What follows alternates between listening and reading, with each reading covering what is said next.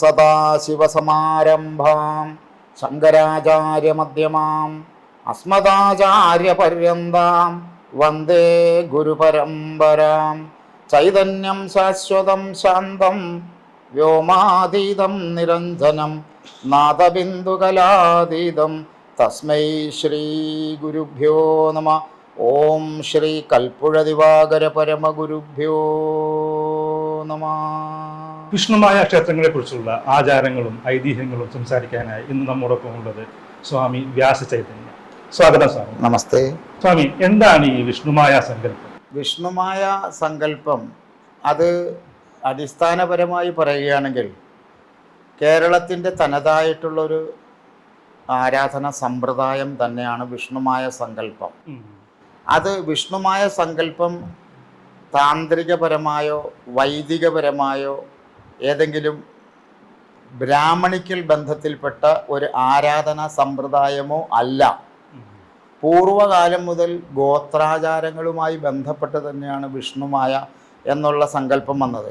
ഈ വിഷ്ണുമായ എന്ന പേര് തന്നെ വന്നത് തന്നെ അതൊരു അതായത് ഈ വൈദേശിക പരദേശി ബ്രാഹ്മണ്യത്തിൻ്റെ ഇടപെടലോടുകൂടി തന്നെയാണ്. ഭാരതത്തിലെ അതിപുരാതനമായ ശ്രീ വിഷ്ണുമായ സേവാക്ഷേത്രം കരുവന്നൂർ കാരണേ ദേവസ്ഥാനം. ശരിക്കും വിഷ്ണുമായ എന്ന് പറയുന്ന മൂർത്തി ഇവിടെ ഉണ്ടായത് ശിവമായാണ്. ശൈവ ശാക്തേയ സമന്വയമാണ് വിഷ്ണുമായ. ആ പേര് വിഷ്ണുമായ എന്ന് കരുതിക്കൊണ്ട് വിഷ്ണുവുമായി യാതൊരു ബന്ധം അടിസ്ഥാനപരമായി ഇല്ല. അതിന് വിഷ്ണുവിന്റെ അവതാരമായിട്ടില്ല. പക്ഷെ ഇതിന് പിൽക്കാലത്ത് വിഷ്ണുമായയുടെ ഒരു കഥ പരിശോധിക്കുമ്പോൾ ഇത് ഈ പ്രാചീനമായ ഗോത്ര ആചാരങ്ങള് ഈ വനാന്തരങ്ങളിൽ കാടുവാസികളിൽ അതുപോലെയുള്ള ഈ പ്രാകൃത ആരാധനാ സമ്പ്രദായങ്ങളിൽ പെട്ടതായിരുന്നു വിഷ്ണുമായ ആരാധനാ സമ്പ്രദായം.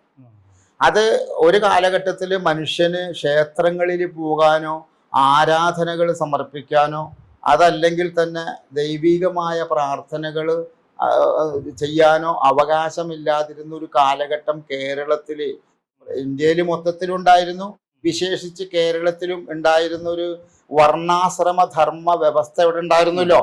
ആ സമയത്ത് ഈ ആരാധനയ്ക്കായിട്ട് ഈ നിലവിലിരിക്കുന്ന താന്ത്രികപരമായിട്ടുള്ള വൈദിക ക്ഷേത്ര ആചാരങ്ങളൊന്നും സാധ്യമാകാത്ത ഒരു കാലഘട്ടത്തിൽ ഇവിടുത്തെ ബഹുഭൂരിപക്ഷം വരുന്ന ഗോത്ര സമൂഹങ്ങള് ജാതിപരമായിട്ടാണ് ഇതിന്റെ ആരാധന ആരംഭിക്കുന്നത് തന്നെ. വനാന്തരങ്ങളില്, കാട്ടില്, ശരിക്കും പറഞ്ഞ ആ കാടിൽ നിന്നിട്ടാണ് വിഷ്ണുമായയുടെ ചരിത്രം ഉണ്ടാവണത്. അതിനെ പിന്നീട് വൈദികവൽക്കരിച്ചു. കാലാന്തരത്തില് നാഗരികതയുടെ മാറ്റം വന്നപ്പോൾ ഇതിനെ വൈദികവൽക്കരിച്ചു. കാരണം അത് ക്ഷേത്രപ്രവേശന വിളംബരത്തിന് മുൻപ് വരെ ഇവിടെ ഈ പൊതുവായിട്ടുള്ള ഇന്ന് സജീവമായി കാണുന്ന തരത്തിൽ വിഷ്ണുമായ ആരാധനകൾ ഉണ്ടായിരുന്നില്ല എന്ന് വേണം പറയാനായിട്ട്. 1936 ക്ഷേത്രപ്രവേശന വിളംബരത്തിന് ശേഷം തന്നെയാണ് വൈദിക താന്ത്രിക വ്യവസ്ഥകള് ഈ ബഹുഭൂരിപക്ഷം വരുന്ന ഈ ഗോത്ര സമൂഹങ്ങളുടെ ആരാധനാ മൂർത്തികളെ ആരാധിക്കുന്ന ഒരു അവസ്ഥ വന്നപ്പോൾ ക്ഷേത്രപ്രവേശന വിളംബരം ചെയ്തതിന് ശേഷം എല്ലാവർക്കും ക്ഷേത്രത്തിൽ പ്രവേശിക്കാം എന്നുള്ള അവസ്ഥ വന്നപ്പോൾ ആരാധന സമ്പ്രദായത്തിലും വ്യതിയാനങ്ങൾ വന്നു. ഈ ശൈവ ശാക്തേയ സമന്വയമായ വിഷ്ണുമായ ചാത്തൻ എന്ന് പറയുന്ന വിഷ്ണുമായ ശാസ്ത എന്നാണ് ശരിക്കും പറഞ്ഞാൽ അതിന്റെ അടിസ്ഥാന ശാസ്താവ് എന്നാണ് അതിന്റെ അടിസ്ഥാനപരമായ അത് ഭാഷാന്തരത്തിൽ വന്നതാണ് ചാത്തൻ എന്ന്. ശാസ്താവാണ് വിഷ്ണുമായ ശാസ്ത. വിഷ്ണുമായ ശാസ്ത എന്നാണ്. ശാസിക്കാൻ അധികാരമുള്ളവൻ ഇതി ശാസ്ത. കാരണം വിഷ്ണുമായ എന്ന് പറയുമ്പോ അത് വിഷ്ണുവിന്റെ മായാരൂപം ധരിച്ചതാണ് അദ്ദേഹം. കാരണം എന്ന് പറഞ്ഞാല് ഈ വിഷ്ണുമായയുടെ ജനനം തന്നെ അത് 4 യുഗങ്ങളാണ് നമുക്കിവിടെ ഉള്ളത്. കൃതയുഗം, കൃതത്രേത, ദ്വാപര, കലി. ഈ യുഗങ്ങളാണ്. കൃതയുഗം സത്യയുഗമാണ്. ഇപ്പൊ ത്രേതായുഗം, ദ്വാപരയുഗം, കലിയുഗം. ഈ ഇതിപ്പോ ചരിത്രം, പുതിയ ചരിത്രം പഠിച്ചേക്കുന്നത് കൃതയുഗം മുതൽ വിഷ്ണുമായ ഉണ്ടെന്നുള്ളത് ചരിത്രം പുതിയത് ഉണ്ടാക്കിയിട്ടുണ്ട്. കാരണം വിഷ്ണുമായ നിലവിലിരിക്കുന്ന ഈ വൈദിക ആചാര പദ്ധതികളുമായി കൂട്ടിച്ചേർക്കാൻ വേണ്ടിയിട്ടാണ് ഇങ്ങനെ ഈ ഒരു പദ്ധതി കൃത്രിമമായിട്ട് ഇതിന്റെ വ്യവസ്ഥകളും നിയമസംഹിതകളും എഴുതി ചേർത്തതായിരിക്കാനേ സാധ്യതയുള്ളൂ. കാരണം വിഷ്ണുമായ തികച്ചും കേരളത്തിന്റെ ഒരു ആരാധനാമൂർത്തി തന്നെയാണ്. അത് വൈദികമല്ല, ബ്രാഹ്മണിക്കൽ ബന്ധം അതിനില്ല. ഇന്ന് പൊതുവെ ബ്രാഹ്മണ്യ ആചാര്യന്മാര് പോലും വിഷ്ണുമായനെ പ്രതിഷ്ഠിക്കുന്നു. അതിന്റെ അടിസ്ഥാനം എന്താന്ന് പോലും നമുക്കറിയില്ല. കാരണം എന്ന് പറഞ്ഞാല് അതിനൊരു ചരിത്രം എഴുതിയുണ്ടാക്കുന്നത് വിഷ്ണുമായ ഇവിടെ ജനിക്കുന്നത് ഭൃംഗാസുരനെ വധിക്കാൻ വേണ്ടിയിട്ടാണ്. ഭൃംഗാസുരൻ. അപ്പൊ ആ ഭൃംഗാസുരനെ വധിക്കാൻ വേണ്ടിയിട്ട് വിഷ്ണുമായയുടെ ജനനം ഉണ്ടാകുന്നത് അതായത് കൃതത്രേത ദ്വാപര യുഗത്തില് മഹാഭാരത യുദ്ധവുമായി ബന്ധമുണ്ടതിന്. അർജുനന് പാശുപതാസ്ത്രം നൽകാൻ വേണ്ടി മഹാദേവനും പാർവതിയും ശിവശക്തികൾ സംയോഗമായി വനാന്തരങ്ങളില് കാട്ടാള രൂപത്തിൽ സഞ്ചരിക്കുകയാണ്. ഈ അതായത് അർജുനന് പാശുപതാസ്ത്രം നൽകണം, അതിന് അർജുനനെ പരീക്ഷിക്കണം, അതിന് പ്രാപ്തനാണോ അർജുനൻ എന്നുള്ളതിന്. ആ സമയത്തിട്ടാണ് ഈ നമ്മുടെ ഈ കേരള ദേശത്ത് തന്നെ ഒരു അന്നൊക്കെ വനാന്തരങ്ങൾ, നമ്മൾ ഇന്നത്തെ ആധുനിക ലോകവും അന്നത്തെ ആ ദ്വാപരയുഗത്തിന്റെ കാലഘട്ടവും തമ്മിൽ നമ്മൾ ബന്ധപ്പെടുത്തി പോകരുത്. അങ്ങനെ പോകുമ്പോൾ ഇതിന് നമുക്ക് ഉൾക്കൊള്ളാൻ പറ്റില്ല. ആ സമയത്ത് വനാന്തരങ്ങളില് രാജാവായിരുന്നു, കാടിന്റെ മൂപ്പനായിരുന്നു ഭൃംഗാസുരൻ എന്ന് പറയുന്ന അത് ഒരു മനുഷ്യൻ.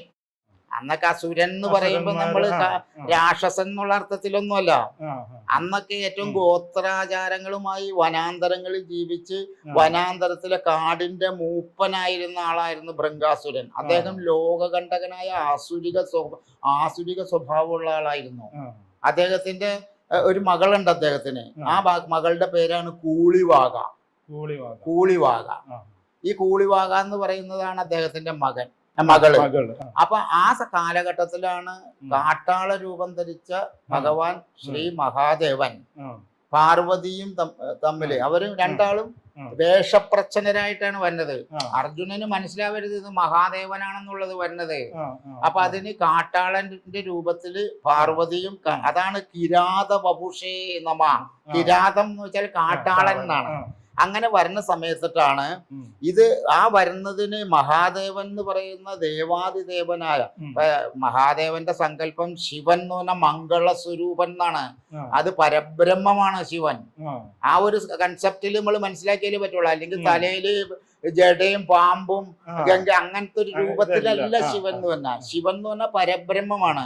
അത് ബ്രഹ്മാണ്ടം മുഴുവൻ നിറഞ്ഞു നിൽക്കുന്ന ഈ ബ്രഹ്മാണ്ടത്തില് നമ്മളുടെ പൊതുവായിട്ടുള്ള എല്ലാ ചരാചരങ്ങളിലും തന്നെ പ്രചോദിപ്പിക്കുന്ന സ്ഥായിയായിട്ടുള്ള സാക്ഷി ചൈതന്യമാണ് ശിവൻ. ഈ ശിവൻ നഷ്ടപ്പെട്ടാൽ ശവമായി പിന്നെ. അപ്പൊ ശിവൻ എന്ന് പറഞ്ഞാൽ പരബ്രഹ്മമാണ്. ആ രൂപമാണ് കാട്ടാളന്റെ രൂപത്തിൽ ധരിച്ചു വരുന്ന സമയത്ത് ഈ ശിവന്റെ ഈ കിരാത ഭാവം വരാൻ രണ്ട് കാരണങ്ങളുണ്ട്. ഒന്ന് പാശുപതാസ്ത്രം നൽകാൻ അർജുനന്, മറ്റൊന്ന് ഈ ലോകത്തെ മുഴുവൻ ഗ്രസിച്ചിരിക്കുന്ന ആസുരിക ഭാവത്തിന്റെ മൂർത്തിമത് ഭാവമാണ് ഭൃംഗാസുരൻ.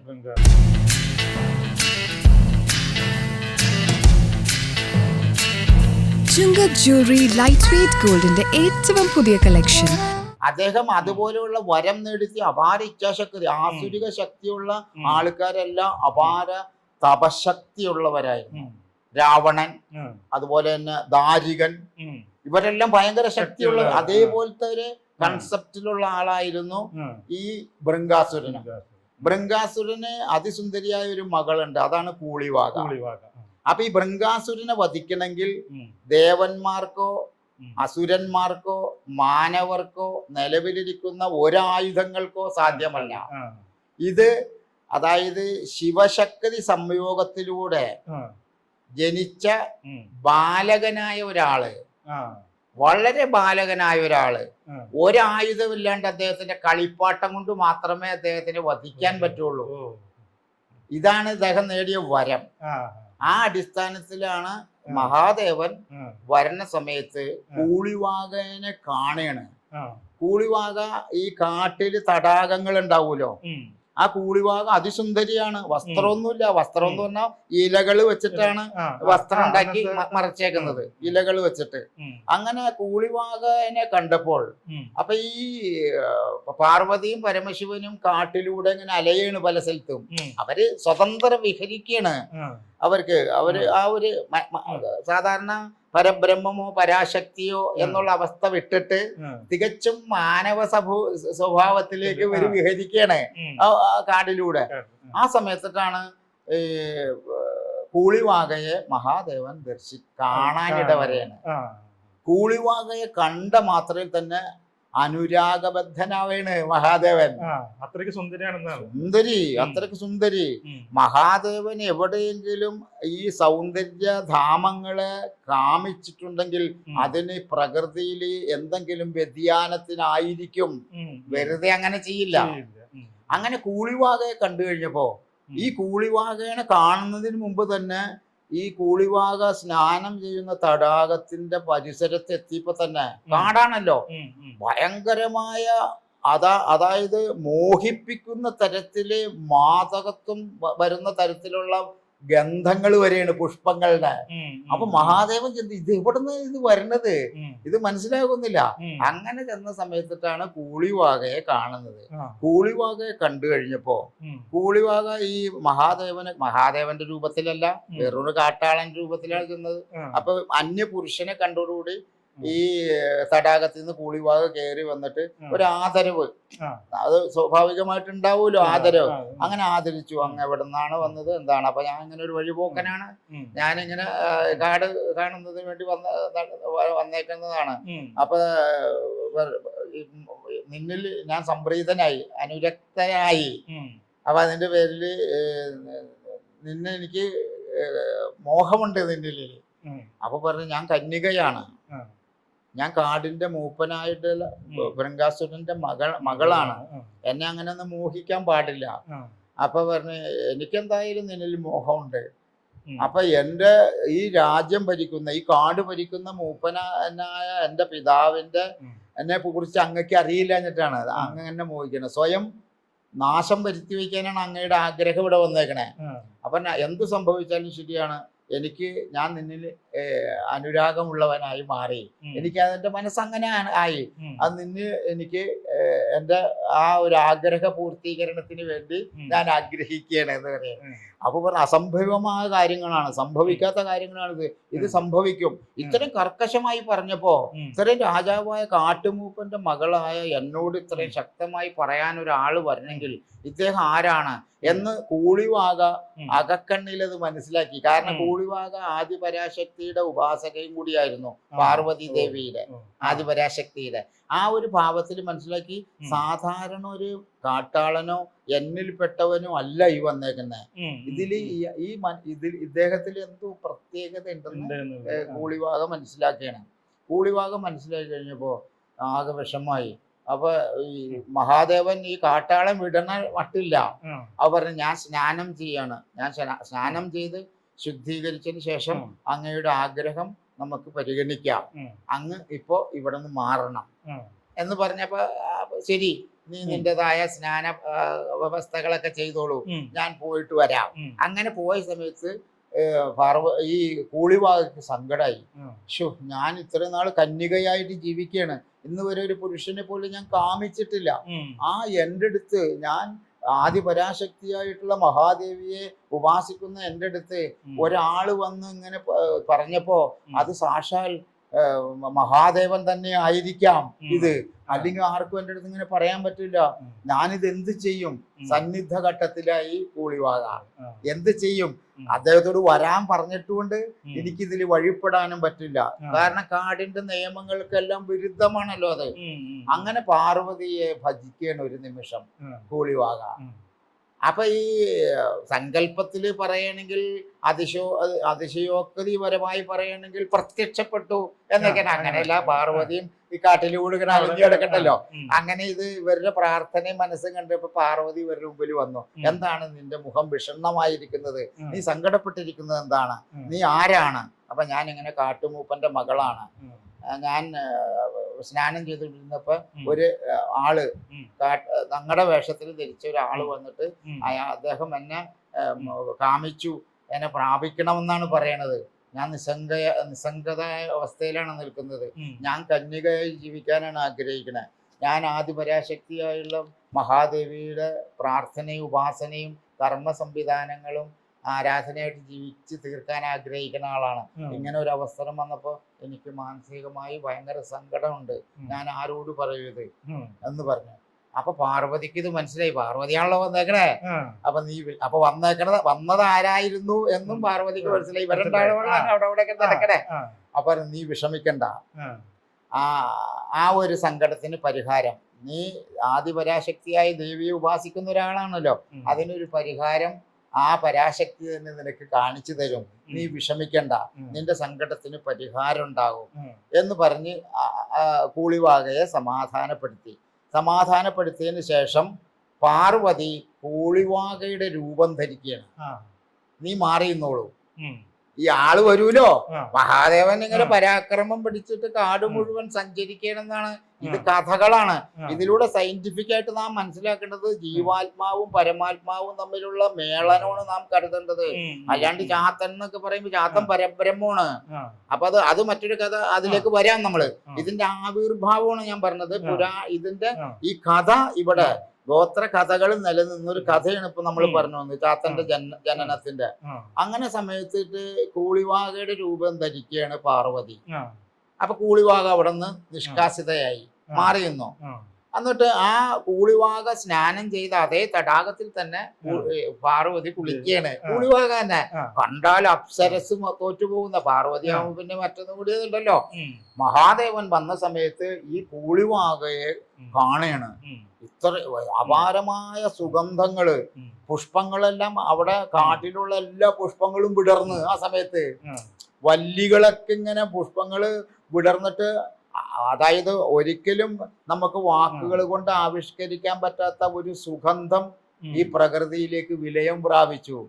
വണ്ടുകളെല്ലാം മൂളി വരെയാണ്. വണ്ടുകൾ മൂളുന്നു, പറവകൾ പറക്കുന്നു, കാട്ടിലുള്ള എല്ലാ പക്ഷിമൃഗാദികളെല്ലാം ചിറകട്ടടിച്ച് ആഹ്ലാദം കൊള്ളുന്നു.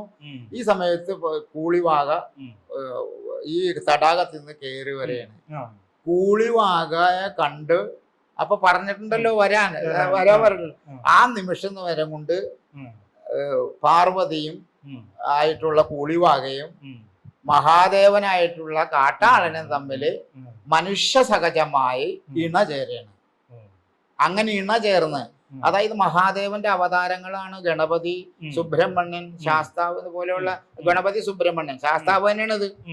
അപ്പൊ ഈ ഗണപതി സുബ്രഹ്മണ്യന്റെ ഒക്കെ ജനനം എന്ന് പറഞ്ഞാൽ ഓരോരോ ഗണപതി ജനിച്ചത് മറ്റൊരു രൂപത്തിലാണ്, സുബ്രഹ്മണ്യൻ ജനിച്ചത് വേറൊരു ഭാവത്തിലാണ്. പക്ഷെ ഈ ശാസ്താവ് എന്ന് പറയുന്ന ചാത്തൻ എന്ന് പറഞ്ഞത് വാക്കുകളുടെ ആ ഒരു ശുഷ്കതയാണ്. അന്ന് വിദ്യാഭ്യാസം ഇല്ലാത്തവര്, പഴയ കാലത്ത് ഗോത്ര ആൾക്കാർ, വിദ്യാഭ്യാസം ഇല്ലാത്തവര് ആൾക്കാർക്ക് വിദ്യാഭ്യാസിക്കാൻ അന്ന് ഒരു കാലഘട്ടത്തിൽ വിദ്യാഭ്യാസിക്കാനില്ലാത്തവർക്ക് അതായത് ഗോദവർമ്മ എന്ന് പറയുമ്പോ ആ കാലഘട്ടത്തിൽ ആണെങ്കിൽ കോദവർമ്മ എന്ന് പറയുള്ളൂ. അങ്ങനെ ഒരു ഭാഷാന്തരം വന്നതാണ് ശാസ്താവ് എന്നുള്ളത് ശാർത്താവ്, അത് ലോപിച്ച് ചാത്തൻ എന്നുള്ളതായി. ചാത്തൻ പരബ്രഹ്മത്തിന് ഇപ്പൊ ഈ ഇവിടെ മൂന്ന് പ്രബലമായിട്ടുള്ള മതസിദ്ധാന്ത ആചാരാനുഷ്ഠാനങ്ങളുടെ ഒരു വ്യവസ്ഥയുണ്ട്. ഒന്ന് ക്രൈസ്തവ സമൂഹം. ക്രൈസ്തവ സമൂഹം ഈ ബ്രഹ്മാണ്ടം മുഴുവൻ നിറഞ്ഞു നിൽക്കുന്ന ഈ ചൈതന്യത്തെ പരിശുദ്ധാത്മാവെന്നാണ് പറയണത്, അല്ലേ? ശരിയല്ലേ? മുസ്ലിം സമൂഹം, ഇസ്ലാമിക സമൂഹം ഈ ബ്രഹ്മാണ്ട ചൈതന്യത്തെ മുഴുവൻ അഹദ് എന്ന് പറഞ്ഞ പരബ്രഹ്മം എന്നാണ്. അതിന്റെ പേരിലാണ് അഹദ് എന്ന് പറഞ്ഞതിന്റെ പേരിലാണ്, ഈ അഹദ് പരബ്രഹ്മന്റെ പേരിലാണ് ഈ മുഹമ്മദ് എന്ന് പേര് വരാൻ കാരണം പ്രവാചകൻ നബി സല്ലല്ലാഹു അലൈഹി വസല്ലമയ്ക്ക് അല്ലെങ്കിൽ അന്ന് വരെ ആ പേര് അവിടെ ഉണ്ടായിരുന്നില്ല. മുഹമ്മദ് എന്ന് പറഞ്ഞ പേര് അറേബ്യയിൽ ഇല്ല. അതേപോലെ ഹൈന്ദവ അന്നത്തെ ഈ ബ്രാഹ്മണിക്കൽ, അതായത് ജാത്യാചാരം വർണ്ണാശ്രമ വ്യവസ്ഥയിലുള്ളവരെ, അതായത് ഈ ബ്രാഹ്മണ, ക്ഷത്രിയ, വൈശ്യ, ശൂദ്ര, അതിന് കീഴിലുള്ള ഗോത്രാചാരങ്ങളാണ് ഈ ചാത്തന്റെ ഉപാസകര് ഒരു കാലഘട്ടത്ത്.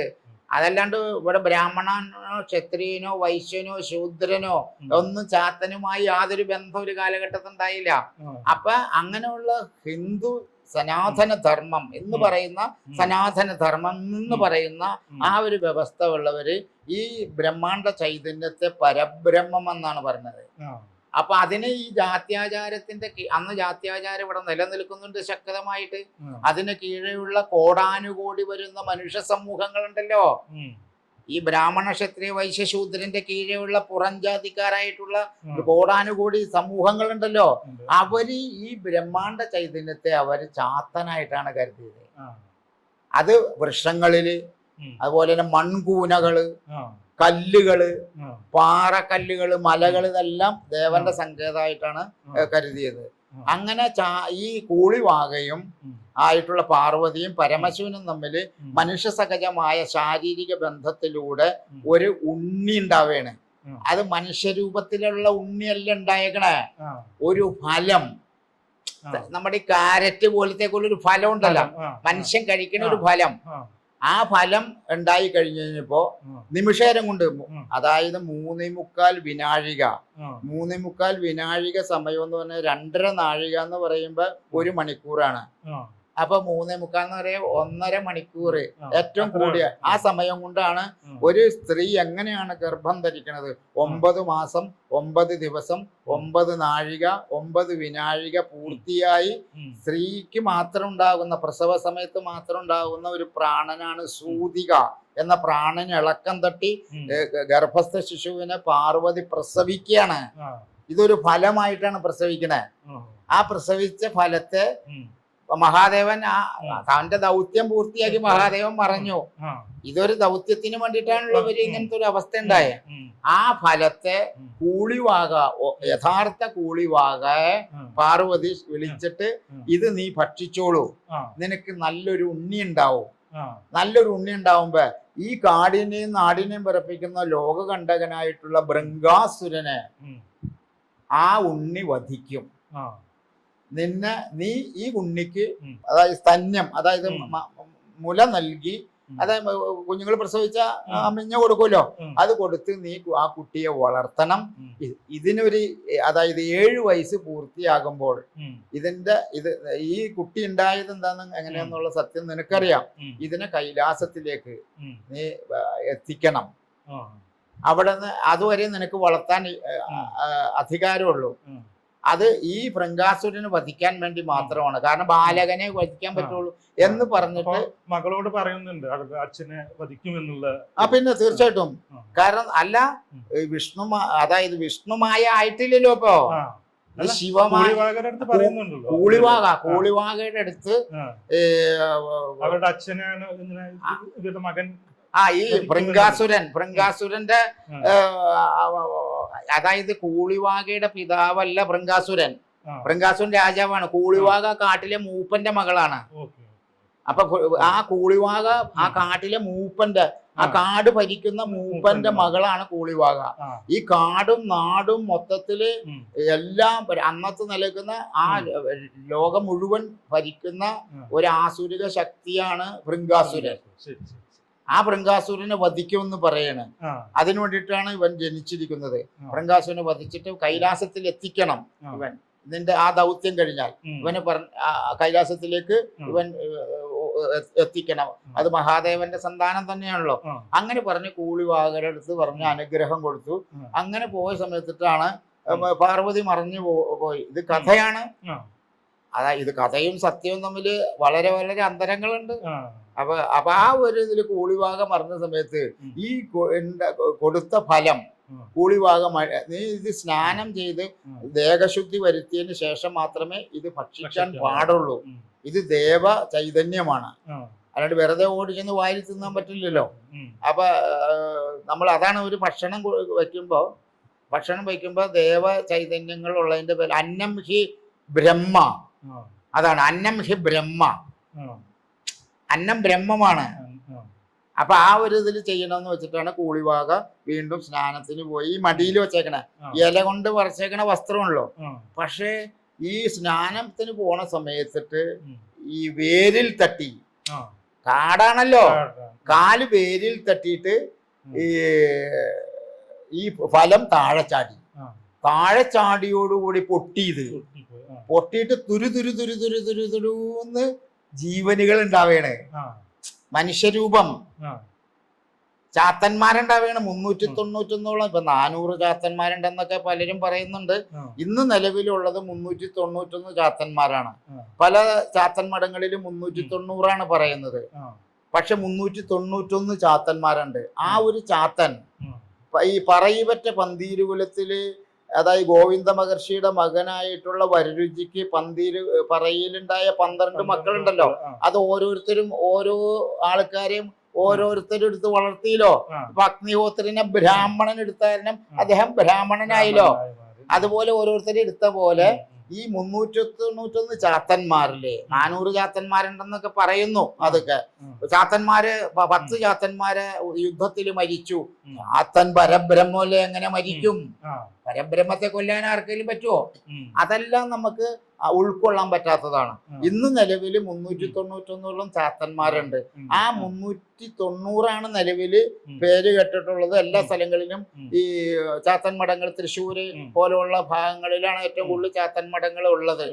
ആ സ്ഥലങ്ങളിലെല്ലാം കുക്ഷികൽപ്പം എന്ന് പറഞ്ഞ ഒരു സ്ഥലമുണ്ട്. കുക്ഷികൽപ്പം ചാത്തന്മാരുടെ മുഴുവൻ സങ്കേതമാണത്.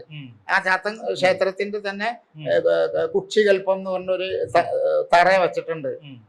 അപ്പൊ ആ ഒരു ഇതില് 390 ചാത്തന്മാരെയാണ് സങ്കല്പിച്ചിരിക്കുന്നത്. പക്ഷെ 391 ചാത്തന്മാരുണ്ട്. അതൊരു ചാത്തൻ ബ്രാഹ്മണന്മാരിന്ന് ആരാധിക്കുന്ന വേട്ടയ്ക്കൊരു മകനാണ്.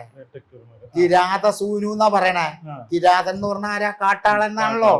കിരാത സൂനു എന്ന് പറഞ്ഞ മകൻ എന്നാണല്ലോ. കാട്ടാളന്റെ മകന് എന്നാണല്ലോ അത് പറയണേ. അത് ആ ഒരു ഇതില് ബഹുഭൂരിപക്ഷം ബ്രാഹ്മണ ഇല്ലങ്ങളിലും അവരുടെ പരദേവതാ സങ്കല്പത്തില് വേട്ടക്കരനുണ്ട്. വേട്ടക്കരൻ എന്നാണ് അവര് ആ ഒരു ഭാഷയാണ് പറയുന്നത്. ഇതൊക്കെ ഭാഷാന്തരത്തിൽ വരുന്നതാണ്. അങ്ങനെയാണ് അടിസ്ഥാനപരമായി ചാത്തന്റെ ജന്മം ഇവിടെ ഉണ്ടായത്. ഇതാണ് ആ ചാത്തന്റെ ജന്മമായി നമ്മൾ പൊതുവെ അതെ അതിൽ നിന്ന് പല അത് ആദ്യത്തെ ചാത്തൻ എന്ന് പറയുന്ന ആളെ മൂത്ത ആള് ആദ്യം പ്രസവിച്ച് ഈ കുട്ടി ഇങ്ങനെ ഇത് താഴെ വീണ് പൊട്ടി ആദ്യം ഉണ്ടായില്ലേ, അതാണ് സാക്ഷാൽ ശിവമായ ചാത്തൻ. കരിങ്കുട്ടിച്ചാത്തൻ എന്നൊക്കെ പറയുക തന്നെ. കുട്ടിച്ചാത്തൻ അവസാനം വന്നത് പറയുന്നത് ആണ് ശംഖുചക്ര ഗതാപത്മത്തോടു കൂടി വിഷ്ണുമായ ഉണ്ടായിന്ന് കഥയുണ്ടാക്കിയത്. എന്താണെന്നറിയാമോ? ഇവിടെ ഇതിനെ വൈദികവൽക്കരിച്ചതിന്റെ പേരിൽ അങ്ങനെ ഒരു കഥ ഇവിടെ നിർമ്മിച്ചേക്കുന്നതാണ്. ചാത്തനെല്ലാം ഒരേ സ്വരൂപങ്ങളാണ്. അവസാനത്തെ ചാത്തനാണ് വിഷ്ണുമായ എന്ന് പറയുന്നത്, പരബ്രഹ്മ സ്വരൂപമായ വിഷ്ണുമായ. അതിനൊരു കഥ പറയുന്നത്, വിഷ്ണുമായ എന്നുള്ള കഥ പറയുന്നത് ത്രേതായുഗ കാലം മുതൽ ചരിത്രം ഇവിടെ എഴുതി വെച്ചേക്കാണ്. അത് കൃത്രിമം. ഇവിടെ എഴുതപ്പെട്ട ചരിത്രങ്ങളൊന്നും സത്യങ്ങളല്ല. ഈ ക്ഷേത്രപ്രവേശന വിളംബരങ്ങളും പൊതുസമൂഹത്തിന് മുഴുവൻ ജനപദങ്ങൾക്കും ആരാധനക്ക് സംവിധാനം ഉണ്ടായി കഴിഞ്ഞു കഴിഞ്ഞപ്പോ ഈ ചാത്തൻ എന്ന് പറയുന്നത് കൃതയുഗത്തില് രാവണനെ വധിക്കാൻ വേണ്ടി ശ്രീരാമചന്ദ്ര പരമാത്മാവുണ്ടല്ലോ, രാവണനെ വധിക്കുന്ന സമയത്ത് രാവണനെ വധിക്കാനുള്ള അസ്ത്രം ചാത്തനായിരുന്നാണ് ഇവിടെ രേഖപ്പെടുത്തിയേക്കണേ.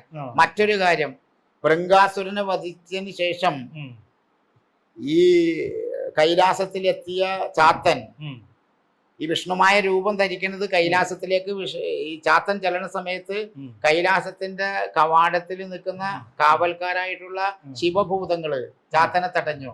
കാരണം കാഴ്ചയിൽ കറുത്ത് കാണാൻ അങ്ങനത്തെ ഒരു ബാലകൻ, ഒരു യാചകനാണെന്ന് വെച്ച് തടഞ്ഞു.